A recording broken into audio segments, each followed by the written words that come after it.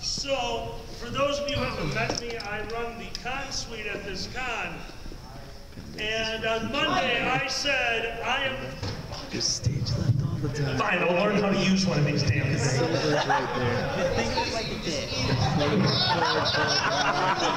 I do what comes naturally. That got it. Oh, you cocksucker. So on Monday, I said, I'm not going to do any of my material that I've done before. I'm going to come up with all new stuff. And on Tuesday, I said, well, I'm going to solve this problem with Con Suite, and I'm going to come up with all new stuff. And on Thursday, I said, I'm going to pack my shit, come up to the con, and come up with all new stuff. So I wrote my set while I was sitting over there. I'm going to look at my phone now and see what it says. I drew a middle finger on my screen. I just followed up two of the greatest comedic minds that I've had the pleasure of working with. They stood up on this stage and spouted out comedic poetry, and my dumbass sat in that chair, looked at that light that's wobbling back and forth and said, that looks like a testicle about 200 times, while trying to write down comedic insights. Underneath the middle finger, I have written, the first time I knew I would be a comedian was when my friend's wife said, if you don't stop this, I'm going to pee on my husband. And finishing already. That's under the middle finger right there. It's got 4 exclamation points, and I drew a dick. There's little spurts coming out of it that spell out yum. I don't know why. I deal with a lot of the furry fandom. I actually really enjoy it, and I love doing things for you guys because it's the greatest group of people on the planet. And I have the pleasure now of being the con chairman for Fur Square. For those of you who ever wanted to be a con chairman, don't. I got a wonderful piece of advice from my friend sitting over here in the audience. I sent him, Uncle Kage an email and said, Kage, I'm going to run my own convention. Do you have any advice for me? I printed out his response and framed it. It's in my office. It says, fuck you in 78.5. Underneath that it says, don't. But he really brought home the point on that one. I went to meet with the hotel and I explained to them, and it's hard. It's hard to explain furry when it's not just, hey, what's going on here? That. You can't do that when you're like, that, now give me a discount on roofs. No, you have to be political. You have to say, well, we are a convention of like-minded individuals who are here to celebrate unity and community. And he said, I've seen the YouTube videos, so shut up and tell me what you're going to do at our hotel. I was like, okay. And I explained it to him the best he could. And this gentleman who still works with me looked at me and with a completely straight face said, are you going to shit in our basement? I said, no, we would never shit in your basement. Also, you have a basement. And he looked at me in a completely straight face, says, great, then you're better than the con that was here last week. You're in, here's your weekend, here's your discount, I'll see you soon.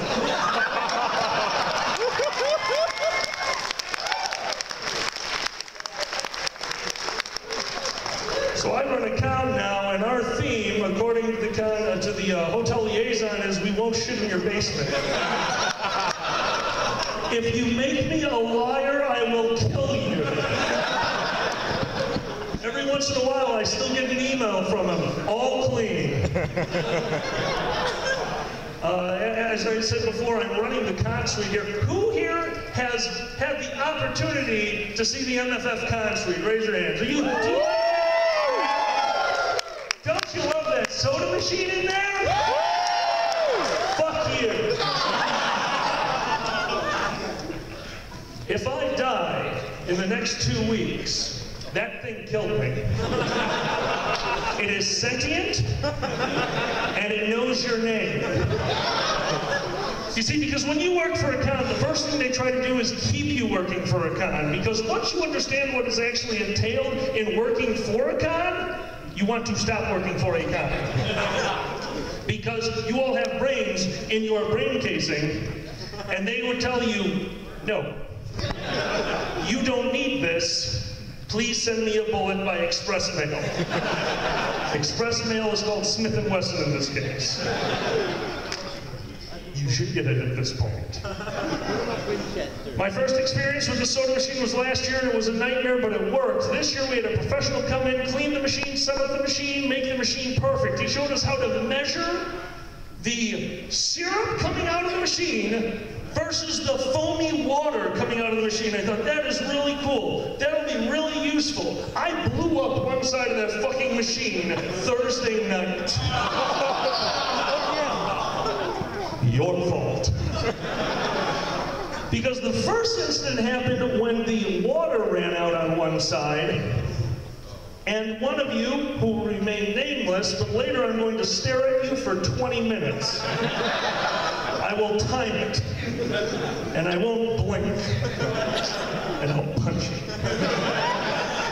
you. Somebody, realizing that the soda fountain was out of water, thought, huh, I would like to be diabetic today. And my crew, and when you see my crew, they are unbelievable. The people that have been helping me in that back room, people volunteer at a con for about 10 hours at a time. I think the shortest amount of time that anyone's volunteered for my department has been 15 hours, and they've touched all of your meat. No innuendo, screw you. They said, hey, the machine's out of water, you need to go out there and lock it down so we can switch it out. And this particular furry, as I came around the table, stared at me and did this.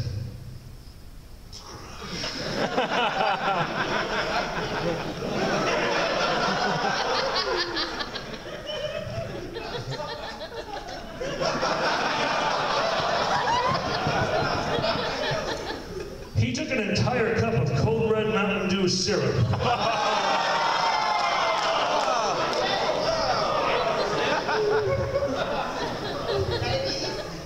Diabetes doesn't begin. You know, there's class 3 diabetes. I need Canada's and Star Trek math to figure out what kind of diabetes they have in this school.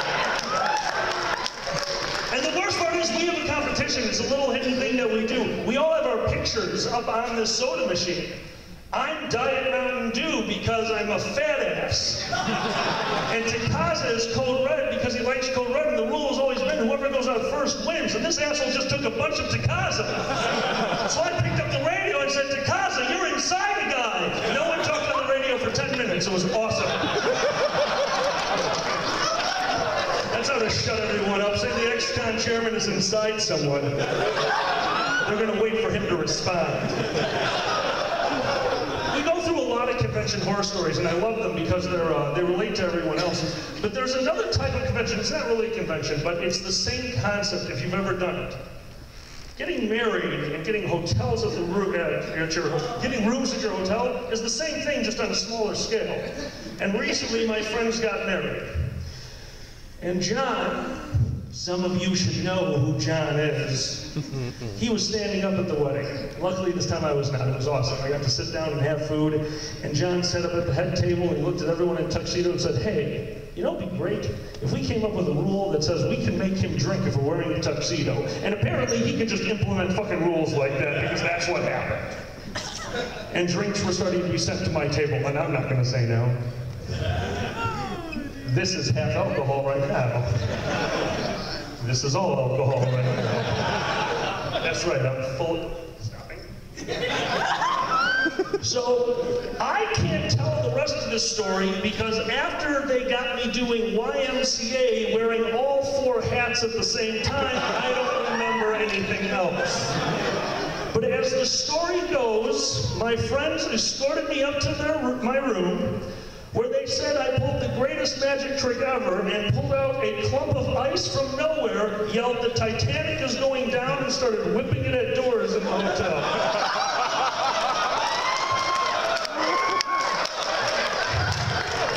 I was screaming, the band played on, the band played on. And I started singing, Oh Heaven, Where Art Thou?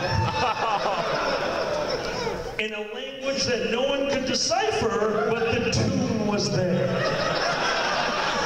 They told me this the next morning, and then they all showed up at my convention.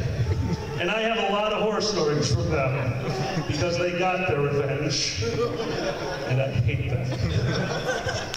This is all fucking sitting over there. I need to look at my notes because I have no fucking clue what I'm talking about. Oh good, I'm on to this story. I might be out of time. I'm almost out of time also. No. This worked out really well. I am so almost out of time. That's awesome. No, you are not. Shit. The same group of friends, you have to understand, I have a very close, non-furry group of friends because they are amazing people and because I'm trying to slowly train them to be furries, but every time they sit on the cucumber, they yell at me.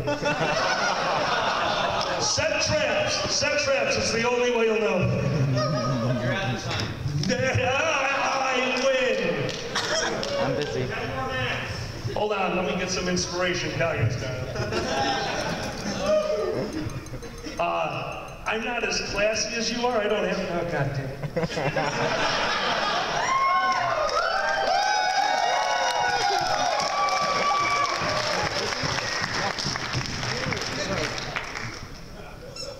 Classy.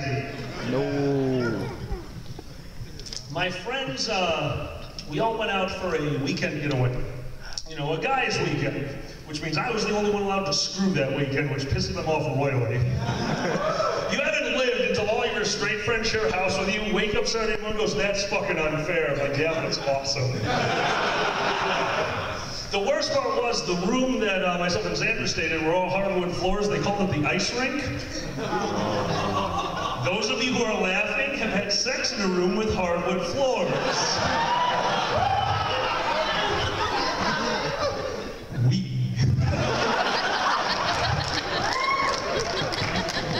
Well, we had somebody with us who we thought, you know, this person would be fun to hang out with, and we invited them. We didn't regret it.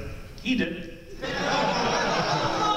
Because you guys all know me, I'm in con mode now. I'm gonna have a good time, I'm gonna have a few drinks, I'm gonna enjoy myself. And there, we were doing the same thing, but we didn't need, we're all friends. We didn't need that extra level of inebriation to tell each other you're a fucking moron. We're just gonna tell each other you're a fucking moron and move on with our lives.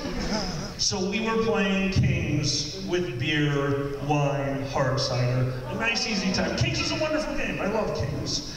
And this gentleman sat down at the table and said, you fucking pussies, and he brought out a bottle of tequila. Now, I'm gay and I want nothing to do with pussies. I don't even like his fucking cat. So I said, all right, fuck you, get the shot glasses. And John, I don't know what he heard, but he just went, I'll get the Stein! And he wandered, oh, we didn't have a Stein! I don't know where the fuck he went. He came back from Germany for all I know, and he had a 40-gallon bucket with a rope handle on it. He said, all right, pour. And he looked at us and said, are you sure? We laughed about long enough for him to fill everything, for us to drink ours, and for us to look at him. It's his turn. The game, the dice have been rolled, move your piece. So we're gonna skip ahead in the story to the point where I accidentally threw him into the painting that was hanging up inside this room. He was picked up into the air, thrown into a wall, a painting fell down on top of him, collapsed into a million pieces, which is when he stood up and yelled, it's okay, I'm an artist! John is in the bathroom making vomiting noises, coming out every few minutes, gotcha, and going back into the bathroom and vomiting more. The new guy is laying on the ground doing what I can only describe as the Three Stooges dance, because he was spinning in a circle and moving his hands in a clappings-type fashion while staring at what I'm assuming was the ceiling fan, but we later found out was what he thought was the rescue helicopter.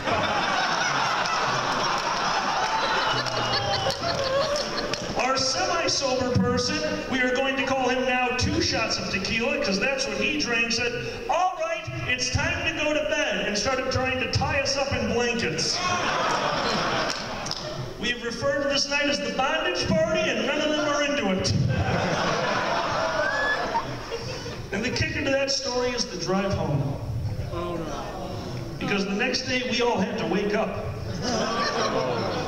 And we had to, you know, feed the inner demon that had been purged the night before. That inner demon was made of tequila, Ruppelmann's apple pie, and we're not sure what it was, but something the previous tenants had left in the fridge. When I start going, I don't stop. We stopped for breakfast at a local eatery. It was about as big as this stage, was my assumption, when our friend, looking at the menu, realized that the mere concept of food made him nauseated. And he went into the restroom. I'm going to repeat the beginning of this. The restaurant was as big as this stage. Have any of you ever been to the symphony? La da da da da. La da da da. La da da da.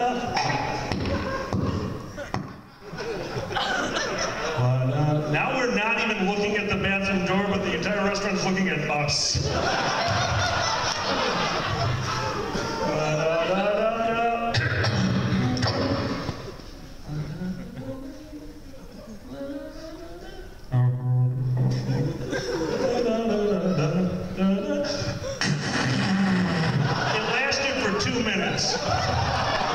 Not the other sounds, just the fart. The front door to the restaurant opened so other patrons could come in, and I swear to God, the entire restaurant thought that that was the change in pressure. The windows are just randomly flapping open. Homeland Security is coming in. There is a point, no matter how embarrassed you are, that you can't help but laugh. We ruined the meals of probably 10 families. By the way, families. There was no couples in here. This was children. And there's our table. 6 grown men. Not able to order because we are crying into our coffees. Which would have made an excellent end to this story. It really would have, and I would love to say the end, but it's not. Who here was hungover this morning? Assholes. I didn't get to drink, fuck you. When you are that hungover, when you are, I drank strangers' alcohol that was left in the fridge hungover, you don't want to laugh that much. So John was standing outside the bathroom door, pounding on it, screaming, "This is gonna blow! This is the end for the rest of the restaurant." We've got people calling for checks over on this side of the restaurant, and one awesome family that all have their cell phones out.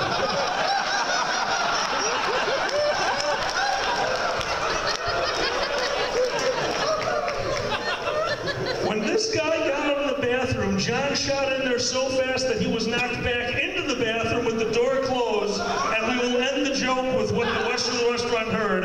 "Oh God, I don't know how to work the door handle. Stop, stop, stop."